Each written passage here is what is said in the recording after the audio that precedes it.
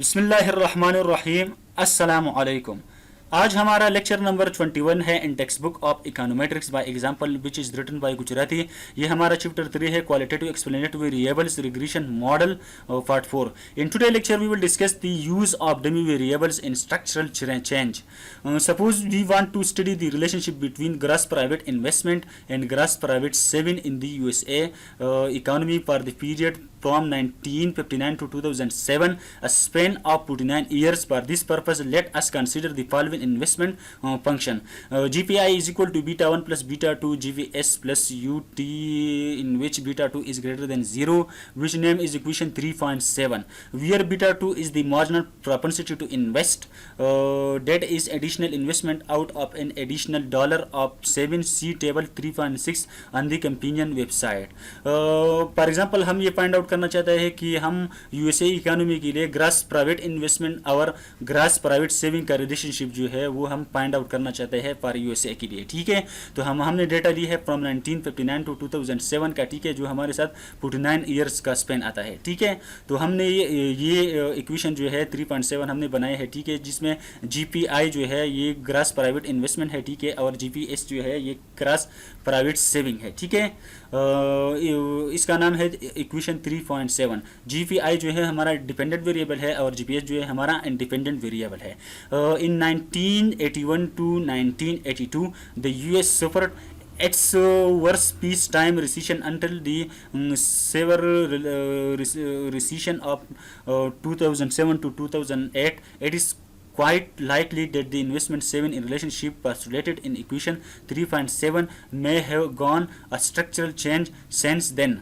मतलब ये है कि कुछ हमारे साथ यूएसए की इकोनॉमी में फ्रॉम 1981 टू 1982 और 2007 टू 2008 में कुछ रिसीशन आए हैं। ठीक है, तो वो भी हम जो है नेक्स्ट स्लाइड में मॉडल इक्वेशन 3.7 की जो इक्वेशन है, ठीक है, इसमें हम इंट्रोड्यूस करने वाले हैं कुछ डमी वेरिएबल जो है हम इन रिसीशन के लिए इंट्रोड्यूस करेंगे। ठीक है, नेक्स्ट स्लाइड में। ठीक है, okay. To see if in fact the US economy has undergone a structure change, we can use dummy variable to shed light on this. Before we do that, let us present the results of regression 3.7 without taking into account any structural breaks. The results are shown in table 3.7. ये जो equation 3.7 है, ठीक है, इसको हम estimate करने वाले हैं विदाउट स्ट्रक्चरल ब्रेक।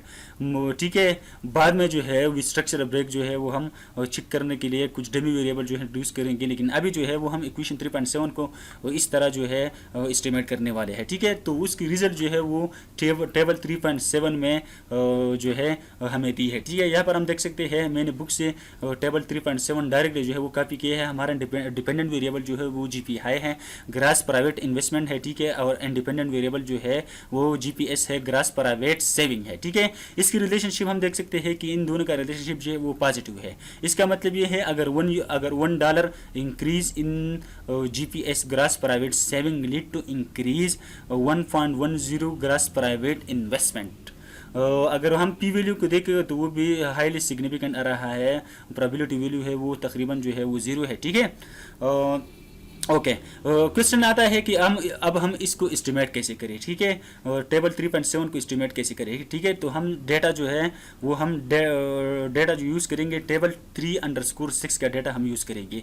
तो दूसरा क्वेश्चन आता है कि ये डेटा कहाँ से आएगा, टेबल 3_6 आएगा। तो हमने प्रीवियस लेक्चर में जो है इसको वो इकोनोमेट्रिक्स बाय एग्जांपल के ऑफिशियल वेबसाइट से हमने डाउनलोड किया था। ठीक है, तो मैं अब प्रैक्टिकली जो है वो इसको एस्टिमेट करने वाला हूँ टेबल 3.7 को। ठीक है, तो सबसे पहले मुझे अपने एक्सेल फाइल में आना होगा। ठीक है, जो ये हमने सर्च करना पड़ेगा कि टेबल 3_6 कहाँ पर है। तो मैंने इसको सर्च कर लिया। ठीक है, ये है, तो मैंने इसको ओपन कर लिया। ठीक है, ओपन करने के बाद इसलिए हम ओपन कर लेता हूँ कि वेरिएबल वही है कि नहीं। ठीक है, चेक करने के लिए मैं इसको ओपन कर रहा हूँ। तो यहाँ पर हमारे साथ जीपीआई भी है और जीपीएस भी है। ठीक है, तो मैंने इसको जो है नीचे की तरफ ड्रैग कर दिया। ठीक है, तो मैंने इसको सेलेक्ट कर दिया। ठीक है, इस फाइल को। ठीक है, टेबल 3_6 की डेटा फाइल को मैंने सेलेक्ट कर दिया। नीचे की तरफ मैंने इसको ड्रैग कर दिया। ठीक है, ड्रैग करने के बाद मैंने व्यूज के ऊपर जो है ना इसके ऊपर ड्रैग कर दिया।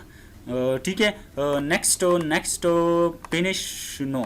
तो हमारा डेटा जो है वो एक्सेल फाइल से व्यूज़ में सक्सेसफुली जो है वो इंपोर्ट हो चुका है। ठीक है, तो मैं अभी टेबल 3.7 को एस्टिमेट करने वाला हूँ। ठीक है, और मैं क्विक पे आ गया, क्विक के बाद मैं एस्टिमेट इक्वेशन पे आ गया। तो सबसे पहले मुझे अपना डिपेंडेंट वेरिएबल लिखने होगी। ठीक है, तो मेरा डिपेंडेंट वेरिएबल जो है वो GPI है। ठीक है, GPI है। ठीक है, इसके बाद मुझे C लिखने हैं। C का मतलब ये है कि मुझे इंटरसेप्ट लेने हैं। ठीक है, और इसके बाद मुझे GPS लेनी है। ठीक है, जीपीएस मतलब आई रिपीट कि हमारा डिपेंडेंट वेरिएबल जो है वो जीपीएस है, ग्रॉस प्राइवेट इन्वेस्टमेंट।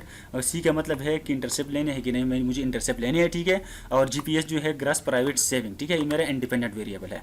इसको मैंने ओके कर लिया, तो हमारा जो इन्वेस्टमेंट फंक्शन है पर यूएसए की इकोनॉमी के लिए वो जो है सक्सेसफुल जो है वो एस्टिमेट हो चुका है। इन दोनों का रिजल्ट आप देख सकते हो कि इन दोनों का रिजल्ट जो है सेम टू सेम है। क्यों सेम है? इसलिए सेम है क्योंकि हमने डेटा जो है सेम यूज़ की है। ठीक है,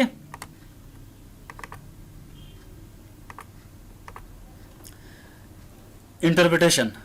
These results show that the MPI is about 1.0, meaning that if GPS increases by $1, the average GPI goes up by about $1.10. The MPI is highly significant, all that we may have to worry about the problem of autocorrelation, which we will address in another chapter. यहाँ पर हम देख सकते हैं table 3.7 में इसकी जो coefficient है। ठीक है, MPI marginal propensity to invest. ठीक है, ये हमारे साथ कोफिशिएंट 1.10 आया है। ठीक है, ये पॉजिटिव आया है, और प्रोबेबिलिटी की वैल्यू को देखो हम वो भी 0 आया है। ठीक है, तो इसका रिजल्ट जो है वो सिग्निफिकेंटली जो है जीपीएस जो है वो सिग्निफिकेंटली पॉजिटिवली इफेक्ट कर रहा है GPI को। इसका मतलब ये है अगर $1 हम जीपीएस की इंक्रीज करेंगे, ठीक है, तो GPI जो है वो हमारे साथ 1.10 जो है वो इंक्रीज हो जाएगा। ठीक है, इसमें कुछ मसला ऑटो कोरिलेशन का है, लेकिन अभी हमारा मकसद नहीं है ऑटो कोरिलेशन को मालूम करना, वो हम नेक्स्ट चैप्टर में हम इंशाल्लाह उसको एस्टिमेट करने वाले हैं। ठीक है, तो चेक करने वाले हैं। ओके,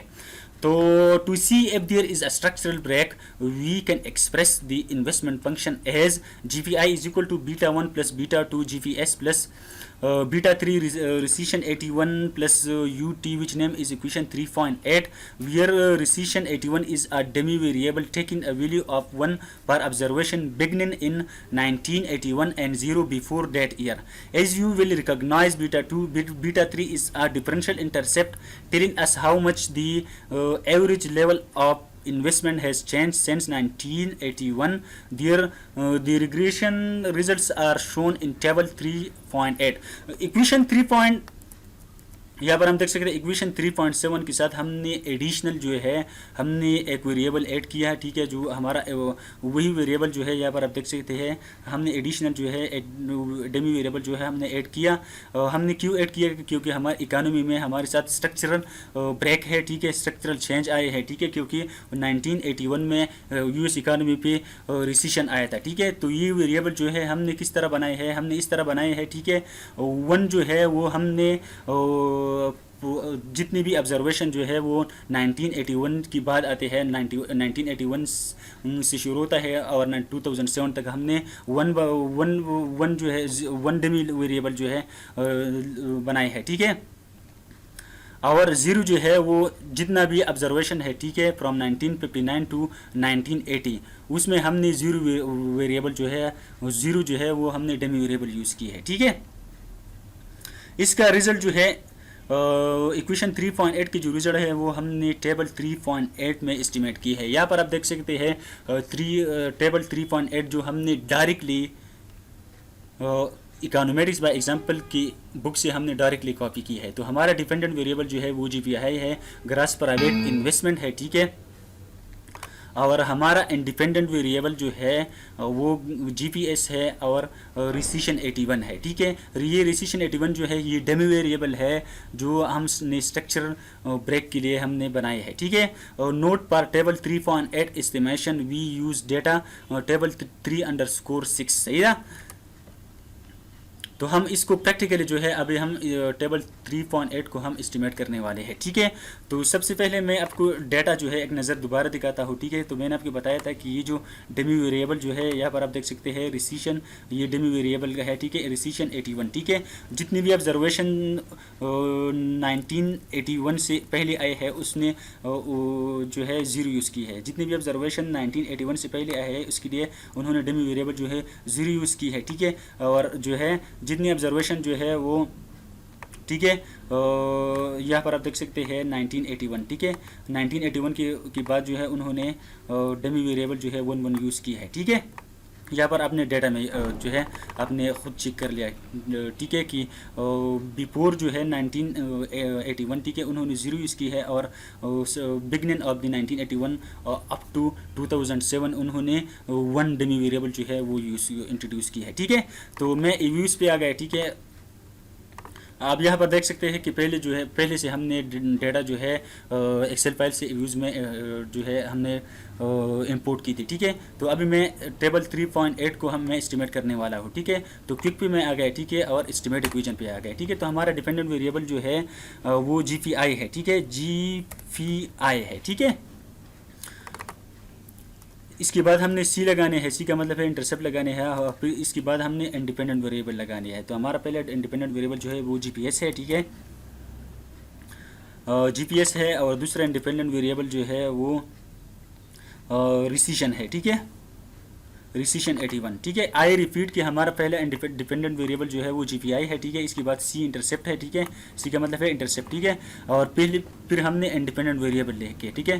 तो पहला इंडिपेंडेंट वेरिएबल हमारा है GPS, ठीक है, और दूसरा इंडिपेंडेंट वेरिएबल जो है वो रिसीशन है, रिसीशन 81। तो जब मैंने उसको ओके कर लिया, ठीक है, तो सक्सेसफुली जो है वो टेबल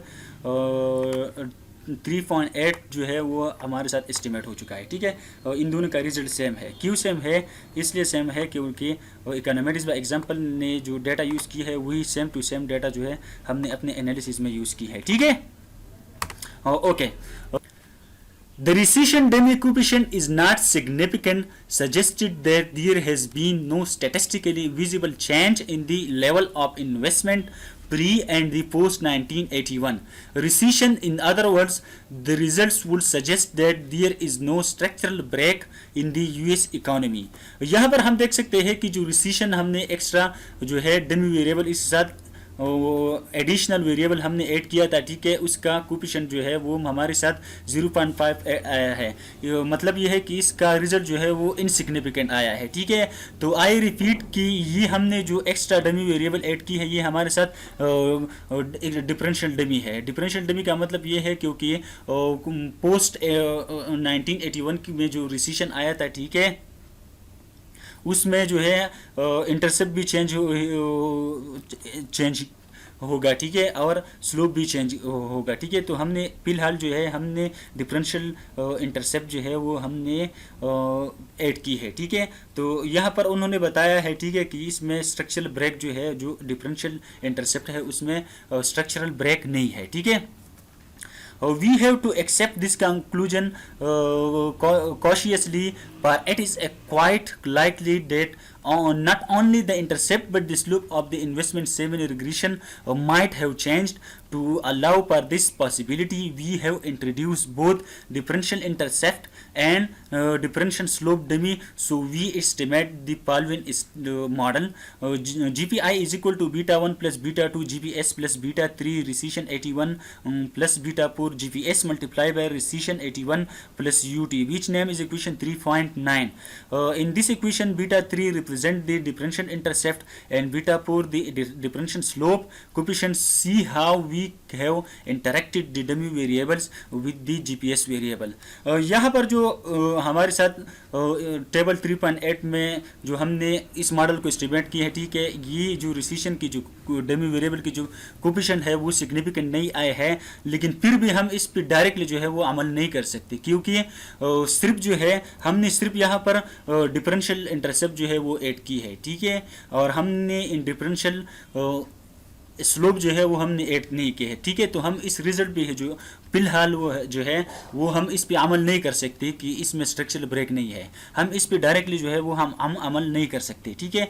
जब हम एक्स्ट्रा वेरिएबल जो हम डिफरेंशियल स्लोप के लिए हम एक्स्ट्रा वेरिएबल जो है डमी वेरिएबल हम इंट्रोड्यूस करेंगे, इसके बाद जो हमारा अगर इनसिग्निफिकेंट रिजल्ट आया तो हम कहेंगे कि यार स्ट्रक्चरल ब्रेक नहीं है, ठीक है। अगर इनसिग्निफिकेंट रिजल्ट नहीं आया, ठीक है, सिग्निफिकेंट रिजल्ट आया तो हम कहेंगे कि ये हमारे साथ स्ट्रक्चरल ब्रेक है। है, ठीक है। तो मतलब ये है कि हम टेबल 3.8 पे डायरेक्टली अमल नहीं कर सकते हैं कि इसमें स्ट्रक्चरल ब्रेक नहीं है, ठीक है, क्योंकि हमने सिर्फ और सिर्फ डिफरेंशियल इंटरसेप्ट ऐड की है, हमने डिफरेंशियल स्लोप ऐड नहीं की है। डिफरेंशियल स्लोप ऐड करने के लिए हम जो है जीपीएस मल्टीप्लाई बाय रिसीशन की जो वेरिएबल जो है वो हम मल्टीप्लाई करेंगे, ठीक है। तो हम ये हमारे साथ दूसरा तीसरा एडिशनल जो है वो इंडिपेंडेंट वेरिएबल आ जाएगा, ठीक है। जब हम इसको एस्टिमेट करेंगे, ठीक है 3.9 को, ठीक है। जब हम 3.9 को हमने एस्टिमेट किया, इसका रिजल्ट जो है वो टेबल 3.9 में आया है, ठीक है। और ये हमारा डिपेंडेंट वेरिएबल जो है वो जीपीआई है, ग्रास प्राइवेट इन्वेस्टमेंट है। हमारा इंडिपेंडेंट वेरिएबल जो है वो जीपीएस है, ठीक है, डिमी है, और डिमी जीपीएस मल्टीप्लाई बाय डिमी 89। ये जो हमारा डिमी 81 है, इसका मतलब ये है डिफरेंशियल इंटरसेप्ट, क्योंकि रिसीशन जो 1981 में आया था इसमें डिफरेंशियल भी जो इंटरसेप्ट है वो भी डिफरेंट होगा, ठीक है, और स्लोप जो है वो भी डिफरेंट होगा। तो हमने डिफरेंशियल इंटरसेप्ट के लिए डेमी 81 जो है हमने एक्स्ट्रा एडिशनल वेरिएबल ऐड की है, ठीक है, और हमने डिफरेंशियल स्लोप के लिए हमने एडिशनल वेरिएबल जो है वो जीपीएस मल्टीप्लाई बाय डेमी का बनाया है और वो हमने ऐड की है, ठीक है। तो यहाँ पर आप देख सकते हैं, ठीक है, इस रिजल्ट्स में आप देख सकते हैं, ठीक है, इस रिजल्ट्स में आप देख सकते हैं कि इसका रिजल्ट जो है वो सिग्निफिकेंट आया है, ठीक है। तो इसका मतलब ये है कि इसमें स्ट्रक्चरल ब्रेक जो है वो है, ठीक है। तो मैं इसको प्रैक्टिकली जो है वो मैं अभी एस्टिमेट करने वाला हूँ, ठीक है। तो सबसे पहले जो है मैं इव्यूज पे आ गया, ठीक है, इव्यूज में क्विक पे आ गए, ठीक है, क्विक के बाद मैं एस्टिमेट इक्वेशन पे आ गए, ठीक है। तो सबसे पहले मुझे अपना डिपेंडेंट वेरिएबल लिखने हैं। मेरा डिपेंडेंट वेरिएबल जो है वो जीपीआई है, ठीक है, ग्रास प्राइवेट इन्वेस्टमेंट है, ठीक है, इसके बाद जो है सी लगाने हैं और इसके बाद जो है अपना इंडिपेंडेंट वेरिएबल लिखने हैं। तो पहला मेरा इंडिपेंडेंट वेरिएबल जो है वो जीपीएस है, ठीक है। जीपीएस के बाद मेरा दूसरा इंडिपेंडेंट वेरिएबल जो है वो रिसीशन है, ठीक है, और इसके बाद मेरा तीसरा इंडिपेंडेंट वेरिएबल जो है वो GPS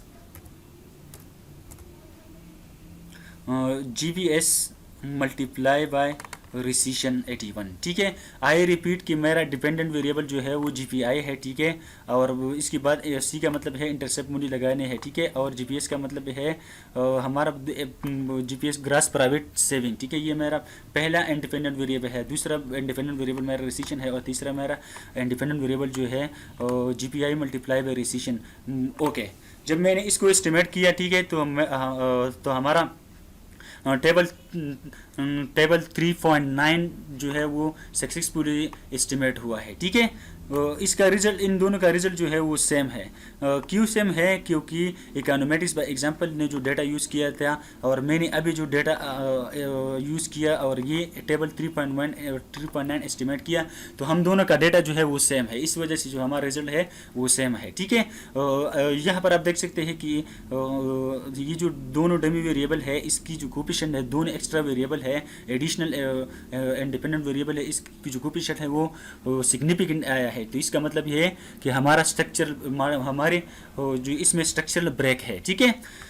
The results of this regression are shown in table 3.9. The results in this table are quite different from those in table 3.8. Now both the differential intercept and slope coefficient are statistically significant. यहाँ पर हम देख सकते हैं जो table 3.8 है इसकी जो इंटरसेप्ट और स्लोप है ये डिफरेंट है फ्रॉम टेबल 3.9 की एस्टिमेशन की, ठीक है।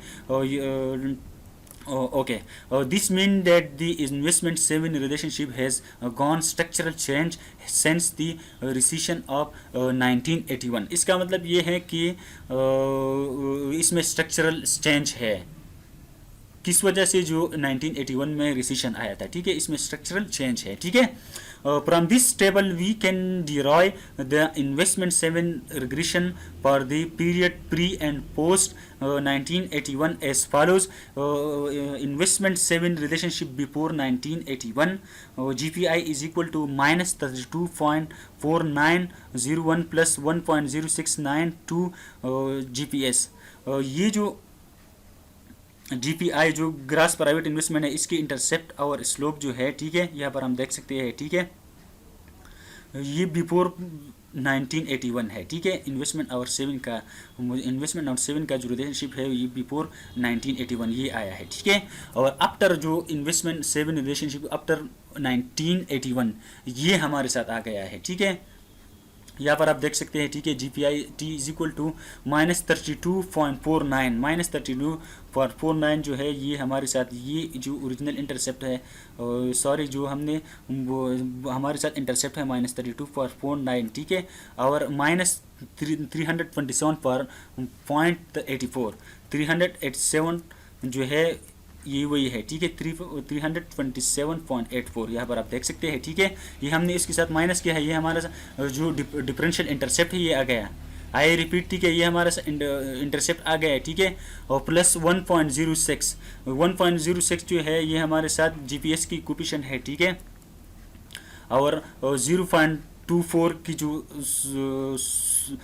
कोफिशिएंट है, ठीक है, वो हमारे साथ GPS मल्टीप्लाई बाय डेमी की है, ठीक है। जब हमने उसको ऐड किया, ठीक है, ये तो ये दोनों जो है वो हमारे साथ डिफरेंशियल इंटरसेप्ट आ गया है, ठीक है। तो हम यहाँ पर देख सकते हैं कि -360.33 प्लस 1.31 GPS की जो कोफिशिएंट आए है, ठीक है, ये आफ्टर फ्रॉम 1981 के बाद जो आए है 7 और इन्वेस्टमेंट की रिलेशनशिप का, ठीक है।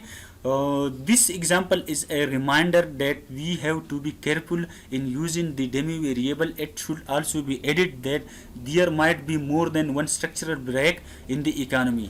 मतलब ये है कि अगर एक से ज़्यादा जो है वो structural break है इकोनॉमी में, ठीक है, तो हमें जो है बहुत एहतियात से हमें डेमी वेरिएबल जो है structural break के लिए बनानी होगी, ठीक है। For example, the USA underwent another recession right after the 1973 oil embargo imposed by the OPEC oil cartel, so we could have another dummy to reflect that event.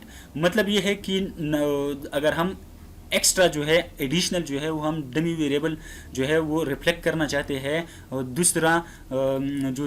दूसरा structure break आया था, ठीक है, यूएसए इकोनॉमी में 1973 में, ठीक है, जो ओपेक है, ठीक है, उन्होंने ऑयल की प्राइस जो है वो बहुत ज़्यादा की थी, ठीक है। तो हम भी एक्स्ट्रा जो है हम एक्स्ट्रा जो एडिशनल भी हम स्ट्रक्चरल ब्रेक हम 1973 के लिए ले सकते हैं, ठीक है।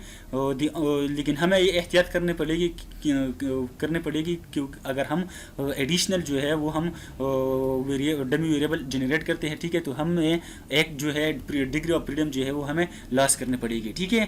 तो हमें जो है बहुत एहतियात से जो है हमें डमी वेरिएबल जो है वो और प्रोड्यूस करने पड़ेगी, ठीक है। The only precaution you have to exercise is that if you do not have a large enough samples introducing too many dummy variable we will cost you several degree of freedom. तो हमें चंद जो है degree of freedom जो है वो हमें loss करनी पड़ेगी, ठीक है। And as the degree of freedom decreases statistically in parents become less reliable. जब आपके साथ जो है वो डिग्री ऑफ फ्रीडम जो है वो कम हो जाएगी, ठीक है, तो आपकी स्टैटिस्टिकल का रिजल्ट जो है वो भी रिलायबल ज़्यादा नहीं होगा, ठीक है। This example also remind us that is estimating a regression model we should be wary of mechanically estimated it without paying due attention to the possibility of structural break specially if we are dealing with time series data, ठीक है। तो हमें बहुत एहतियात से जो है वो हमें डमी वेरिएबल जो है वो जनरेट करनी है, ठीक है।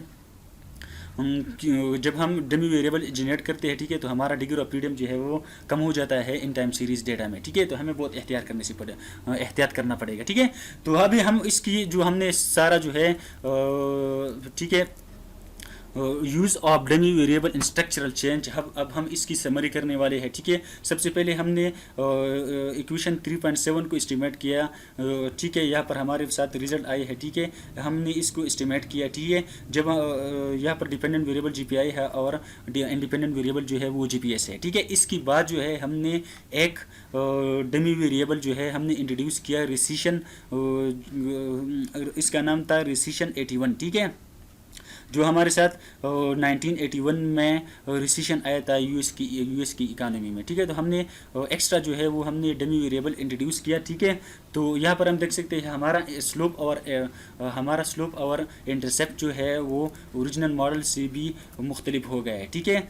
तो इसकी रिज़ल्ट जो थी वो हम इनसिग्निफिकेंटली थी, ठीक है। तो इसका मतलब था कि इसमें स्ट्रक्चर ब्रेक नहीं है, लेकिन फिर भी हमने इसके ऊपर जो है इसके ऊपर हमने जो टेबल 3.8 है इसकी रिज़ल्ट पे हमने अमल नहीं किया, क्योंकि हमने सिर्फ और सिर्फ ये जो हमने डमी वेरिएबल बनाई थी, ठीक है, ये डिफरेंशियल इंटरसेप्ट था, ठीक है। ये डिफरेंशियल इंटरसेप्ट था, ठीक है। इसकी रिज़ल्ट जो है ये रिलायबल नहीं था। तो हमने फिर जो है तीसरा एडिशनल इंडिपेंडेंट वेरिएबल जो हमने इसके साथ ऐड किया, ठीक है। इस वेरिएबल जो है हमने इस तरह बनाया था जीपीएस मल्टीप्लाई बाय रिसेशन।